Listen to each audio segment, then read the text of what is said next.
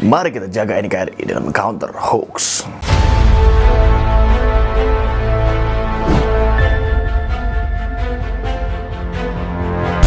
Halo, selamat pagi, siang, atau malam teman-teman semua. Saya Vicky Firmanto, semoga kalian sehat selalu. Beberapa waktu ini, tepatnya pada kemarin, 7 Oktober 2021, viral tentang kasus 3 anak saya diperkosa.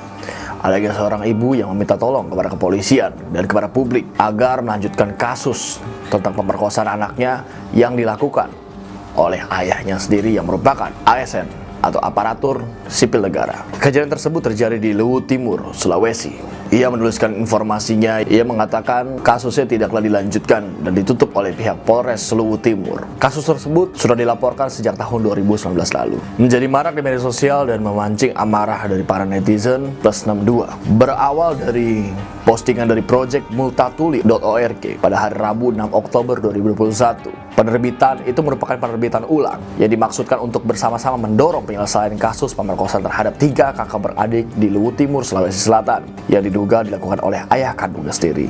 Harapannya adalah kasus tersebut agar bisa mendapat perhatian dari khalayak serta aparat penegak hukum sehingga korban bisa mendapatkan keadilan. Infonya dari project multatuli.org tersebut juga sudah tumbang mendapatkan sebuah serangan siber.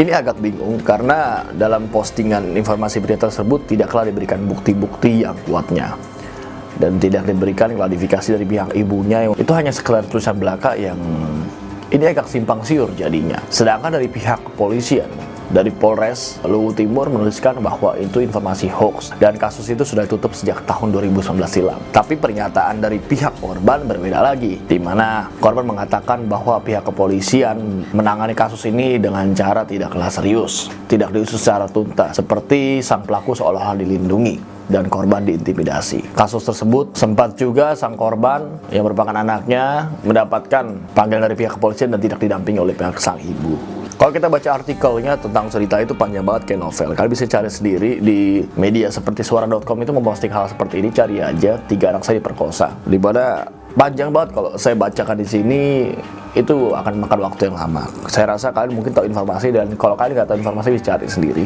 Ya pasti banyak sekali posting-posting di media sosial yang mengatakan 3 anak saya diperkosa, saya lapor polisi, ke polisi menghentikan penyelidikan. Sampai ada yang mengetek divisi Humas Polri. Jika benar ini merupakan informasi yang valid dan pelakunya merupakan ayahnya sendiri yang anggota ASN, ini sangat miris sekali. Ini predator. Anak sendiri diperkosa. Ibunya infonya itu mempunyai bukti-bukti yang dimana seperti foto-foto memperlihatkan luka pada bagian intim anak tersebut dan luka memar di sebagian tubuh. Ini predator yang harus dihukum. Kalau jika ini benar dan ternyata sampai pihak Polres Luwu Timur ternyata menutup kasus ini, sedangkan korban tidak mendapatkan keadilan dan pelaku bisa berkeliaran bebas, sangat parah sekali hukum di wilayah tersebut. Karena sebagai seorang kepolisian itu mengayomi masyarakat dan sebagai pusat untuk meminta tolong, meminta bantuan ketika masyarakat merasa resah, membutuhkan suatu pertolongan. Jika hal seperti ini didiamkan, apa tugas pihak kepolisian jika itu sampai benar ya? Tapi dari pihak Mabes Polri pun mengeluarkan press release yang mengatakan kasus viral 3 anak saya diperkosa di Luwu Timur bisa dibuka lagi. Itu pernyataan yang dikeluarkan oleh pihak dari divisi Humas Mabes Polri. Kalian bisa lihat video ini. Kesimpulan dari gelar perkara itu adalah tidak cukup bukti.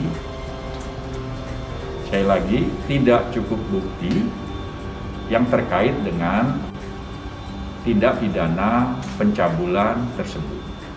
Oleh karena tidak cukup bukti, maka dikeluarkanlah surat penghentian penyidikan daripada kasus tersebut. Apabila kita bicara tentang penghentian penyidikan, itu bukan berarti semua sudah final, ya. Apabila memang dalam proses berjalannya ada ditemukan bukti-bukti yang baru, maka tidak menutup kemungkinan penyidikannya akan dibuka kembali.